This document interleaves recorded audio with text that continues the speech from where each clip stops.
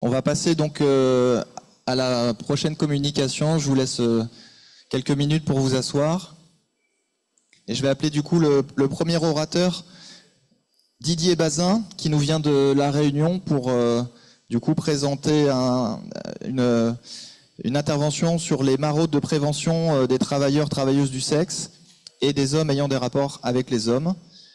Présentation du PSP. J'ai cherché ce que voulait dire ARSPH et je n'ai pas trouvé, donc je vais vous laisser du coup préciser. ARPSH, d'accord. Ah, il y a une petite faute, c'est peut-être pour ça. Bonjour à toutes et à tous. Merci à l'organisation de ce congrès, merci à vous tous. Merci aux partenaires qui ont permis la mise en place de ce congrès. Merci aux Guyanaises et aux Guyanais pour leur accueil. Merci aux autres acteurs associatifs des autres îles, des autres DOM pour leur accueil, d'être là aussi. Franchement, elle est géniale. Comme elle arrive ici, m'avait l'impression, mettez mon case, c'est-à-dire l'impression d'être chez moi. Et merci pour cet accueil. Je me présente, Didier Bazin. Didier Bazin, je suis le président de l'ARPSH. ARPSH, Association réunionnaise pour la prévention des risques liés à la sexualité et au harcèlement. Comme son nom l'indique, je viens de très loin. Je viens de La Réunion, effectivement. Je viens de La Réunion, plus de 20 000 km, il me semble, 20 heures d'avion, 7 heures de décalage horaire. Donc, en gros, dans ma tête et dans mon corps, il est 18 heures. C'est l'heure de l'apéro. Donc, pour les questions et réactions, doucement, pas trop vite. On continue. Alors, l'Association réunionnaise pour la prévention des risques liés à la sexualité et au harcèlement, on est situé à Saint-Denis, le chef-lieu de La Réunion. On est ouvert du lundi au vendredi de 11h à 18h. Et ça, comme vous pouvez voir, c'est notre association. 35 ans d'activité. Effectivement, l'association est née en juillet 1988, lors des parutions des premiers cas de sida à La Réunion, une association qui a été montée par un groupe de médecins. En 2009, l'association est devenue Association réunionnaise pour la prévention des risques liés à la sexualité. On a élargi nos champs. Avant, on faisait essentiellement la lutte contre le sida. Aujourd'hui, c'est la prévention des risques liés à la sexualité. En mars 2023, je suis président depuis 2 ans de cette association, mais en mars 2023, quand j'ai pris la présidence, c'était ma demande, c'était, j'ai envie de dire, j'ai imposé qu'on ajoute le H et qu'on passe à la lutte contre les harcèlements. Parce que pour moi, entre le harcèlement et les risques liés à la sexualité, il n'y a parfois qu'un pas, donc autant l'ajouter à nos combats. L'équipe se compose des salariés, une responsable administrative et financière, une coordonnatrice de projet, 5 animateurs et un agent polyvalent. Les membres du conseil d'administration, nous sommes 7 membres, dont 5 bureaux. Et nous avons en 2023 102 adhérents. Une petite carte de La Réunion pour vous montrer un peu nos secteurs d'intervention. Et puis aussi faire un clin d'œil aux autres acteurs associatifs de l'île. Nous intervenons essentiellement sur le côté nord-est de l'île. Comme vous voyez, la RPSH est dans le nord, comme je vous disais, le chef-lieu de l'île.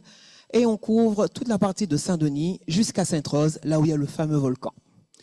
La partie sud et ouest, le sud et ouest sont assurés par l'association ACETIS et aussi le planning familial. Le nord, nous travaillons en partenariat avec l'association RIVE. Nous travaillons aussi en partenariat avec le CJ de Nord et puis pour les actions dans l'Ouest avec le CJ d'Ouest. Il faut savoir aussi que le secteur nord-est, surtout le secteur est un secteur prioritaire de La Réunion parce que c'est un secteur qui est plutôt délaissé, qui rencontre des difficultés et il y a de gros problèmes, surtout des problèmes liés à la sexualité. Nos missions. Promotion en santé sexuelle, lutte contre les discriminations, espace de vie affective, relationnelle et sexuelle, lutte contre le harcèlement, prévention des risques liés à la sexualité, dépistage rapide via les TROD, VIH, hépatite B et hépatite C, éducation à la vie relationnelle, affective et sexuelle, ça c'est pour le public scolaire et en situation de handicap.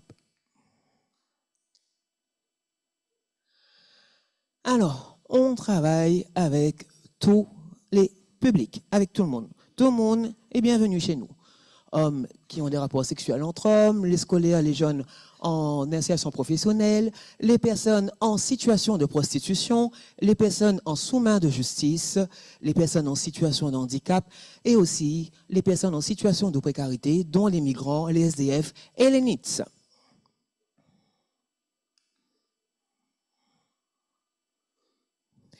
Je vais vous présenter l'une des actions phares de notre association.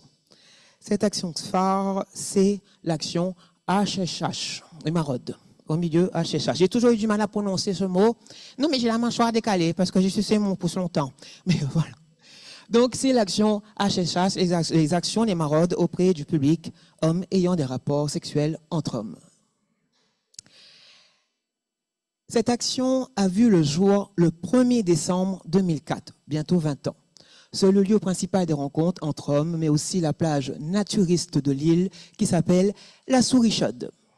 Et elle porte bien son nom.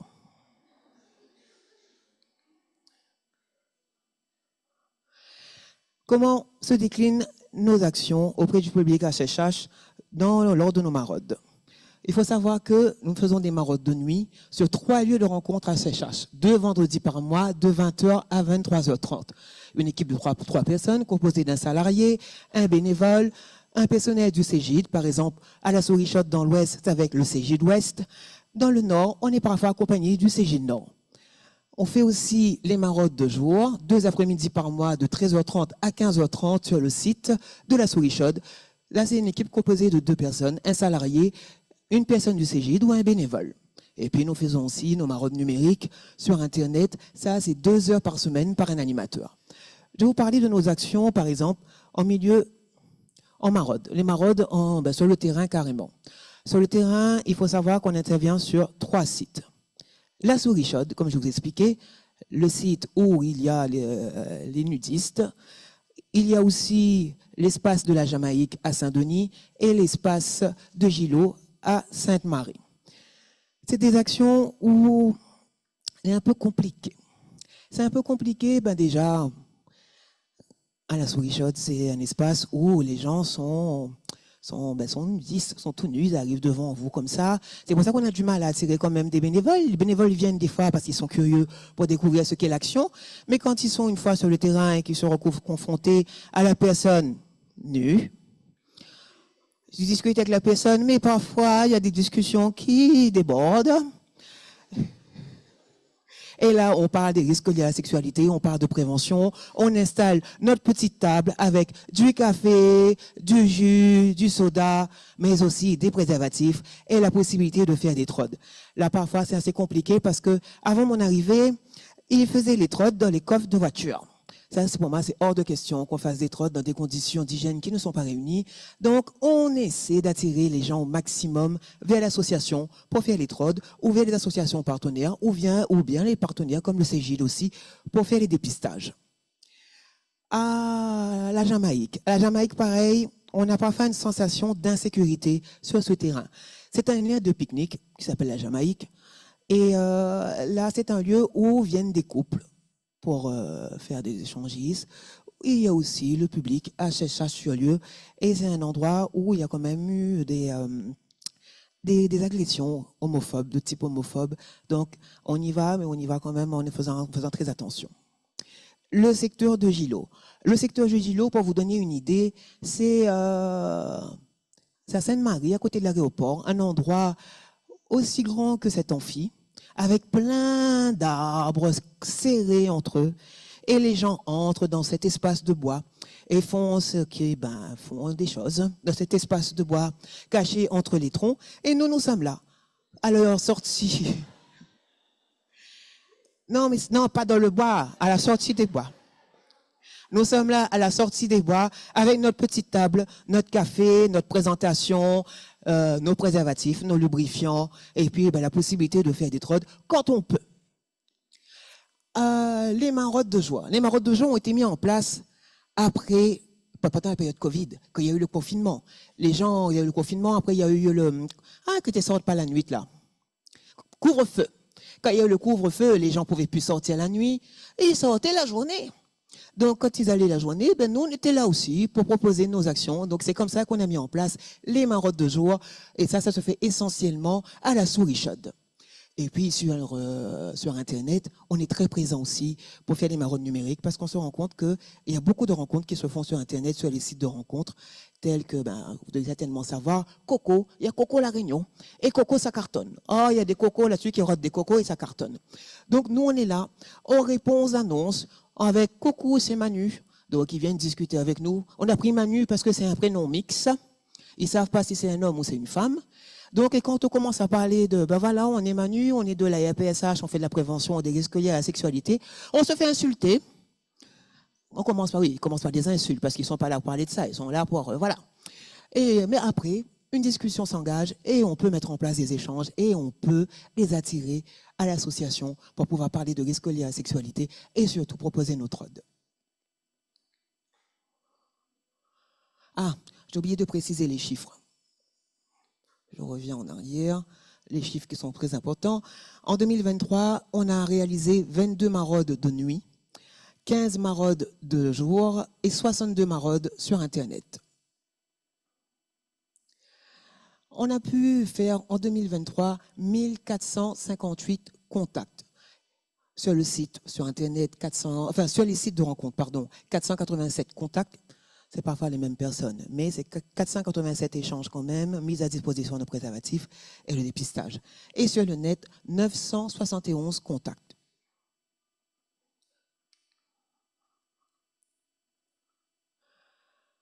Alors, sur le terrain, en maraude, à Cheshach, nos missions et accompagnements sont surtout de parler du TPE, proposer le PrEP, parler du PrEP, proposer qu'ils viennent à l'accueil de la PSH pour nous rencontrer et pour parler, pour avoir des préservatifs, avoir du lubrifiant et poser leurs questions.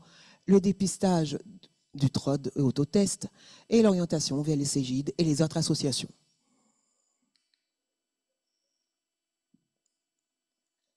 Les difficultés, comme je vous disais, les difficultés, c'est l'environnement, c'est des environnements assez particuliers. La discrétion et l'anonymat qui est très, très important. C'est une île. C'est une île, ça tourne, donc on a peur que les gens nous reconnaissent, on a peur que ça parle, parce dans les îles, il y a beaucoup de commérages, donc on a peur que ça parle. Et il y a aussi le poids de la culture et de la religion, l'insularité. Donc ça vraiment, c'est les grandes difficultés que nous rencontrons, mais au bout de 20 ans, on a su mettre en place une relation de confiance.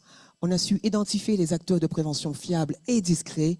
On a su mettre en place un accueil plus ciblé et mettre en place des relais de prévention de pairs par les pairs. C'est-à-dire, ce sont eux-mêmes sur le terrain qui parlent de nous. Ce sont eux-mêmes entre eux qui disent, va à la PSH, fais ton dépistage, va à la PSH pour prendre des préservatifs, pour avoir du gel, ou pour faire le TPE, pour avoir des renseignements. C'est vraiment une relation qui s'est mise en place au bout de 20 ans et ça fonctionne. On espère que ça va fonctionner encore plus parce qu'on tient beau et on ne lâche pas. Nous allons parler d'une autre maraude, d'une autre action. Cette fois, il s'agit des maraudes pour les personnes en situation de prostitution.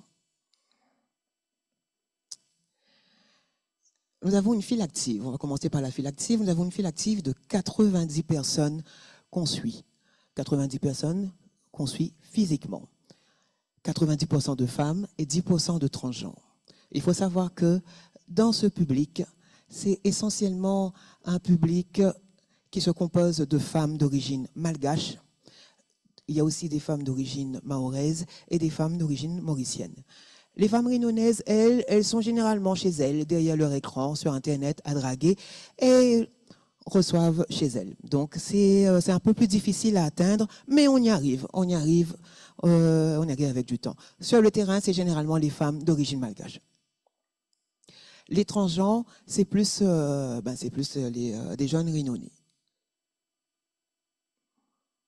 L'accompagnement se décline comme suit. Il faut savoir que lors de nos maraudes, on y va et on parle et on essaie vraiment d'attirer les gens à l'association pour proposer 103 permanences d'accompagnement, la mise à disposition de matériel de prévention et de préservatifs et de lubrifiants et le fonds de dépistage, à savoir qu'en 2023, nous avons réalisé pour ce type de public 232 TROD. L'association, par exemple, elle est ouverte du lundi au vendredi de 11h à 18h, ce qui facilite vraiment le passage des personnes en situation de prostitution. Quand je parle de permanence, on va déjà commencer avec les maraudes. Les maraudes de terrain, en 2023, c'était tous les vendredis sur Saint-Denis. En 2024, c'est-à-dire depuis le mois de janvier, on intervient aussi dans l'Est et dans le Nord. C'est-à-dire, on s'est rendu compte qu'il y a de la prostitution aussi sur Saint-Benoît et Saint-André, dans l'Est de l'île, un secteur qui était oublié. Donc, du coup, j'ai demandé à ce qu'on étend nos maraudes sur ce secteur aussi. 2 minutes déjà, là? Passe vite. Bon, je vais aller vite. Donc, 32 maraudes ont été effectuées en 2023. Et après, on a mis en place les nocturnes à l'accueil de l'association, où les gens peuvent venir un vendredi sur 2, rencontrer les salariés et les partenaires. Les partenaires sont le CJ Nord, sont les policiers. Nous avons des policiers qui viennent tenir des permanences chez nous lors de nos nocturnes. Non pas ils ont une mission là, une mission de prévention, une mission d'écoute et d'orientation. Nous avons aussi une association de socio-esthétique qui va accompagner les personnes en situation de prostitution à se sentir mieux, à se sentir femme, à se sentir valorisée. Et nous faisons toujours nos maraudes numériques une fois par semaine sur les sites internet. Comme vous voyez, 32 maraudes effectuées en 2023, 5 nocturnes effectuées à l'association et 41 maraudes effectuées en 2023 sur Internet. Les accompagnements qu'on propose. Quand je parlais de permanence, il faut savoir qu'une permanence hebdomadaire est tenue en soins de santé sexuelle par le CJ Nord et une sage-femme. Une permanence hebdomadaire est obtenue par une conseillère conjugale et familiale. Une permanence mensuelle par une avocate bénévole. Une permanence de coaching par une association esthétique, ça c'est mensuel. Et une permanence hebdomadaire tenue par des travailleurs sociaux.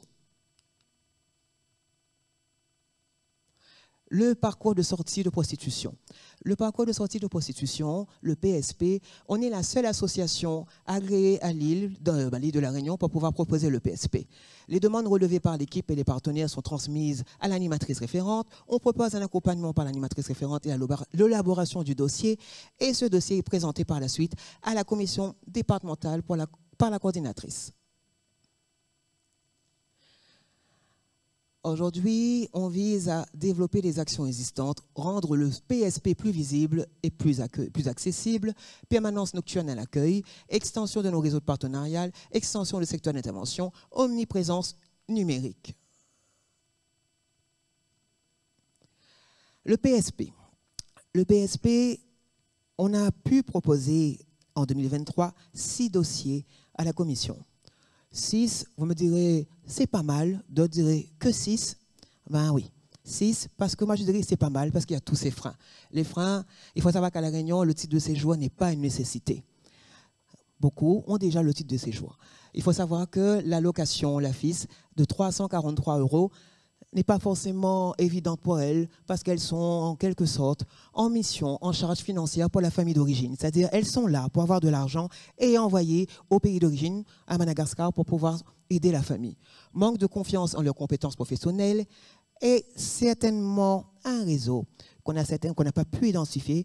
Mais quand je parle de réseau, c'est généralement des gens qui sont venus à La Réunion, à la demande, avec l'aide d'une tante, l'aide d'une cousine ou d'une sœur ou d'un tonton ou d'un mari. Les difficultés spécifiques à nos files actives en matière d'outils de prévention. La PrEP. La PrEP, refus de prise de médicaments si pas de maladie, effectivement. On avait des difficultés avec le PrEP parce que dans la culture malgache, si on n'est pas malade et qu'on n'a pas de symptômes, on ne boit pas de médicaments. Le suivi médical, ça aussi, ça freine parce que il faut suivre, il y a un suivi qui vient derrière. L'interprétation de l'information par les pairs et les idées reçues que la PrEP, c'est uniquement pour le public HSH. Le TPE, refus de prise de médicaments, respect du délai d'efficacité, doute sur son efficacité, délivrance uniquement au milieu hospitalier. Le préservatif interne. Le préservatif interne, c'est aussi un préservatif qui est compliqué de distribuer pour les personnes en situation de prostitution. Pourquoi? elles ont compris que ce préservatif interne les protège et non pas le client. Donc, peu de considération pour le client. Il arrive qu'ils ne changent pas le préservatif et enchaînent les clients. Ah bon, mais j'ai presque fini. Conclusion. J'ai fini.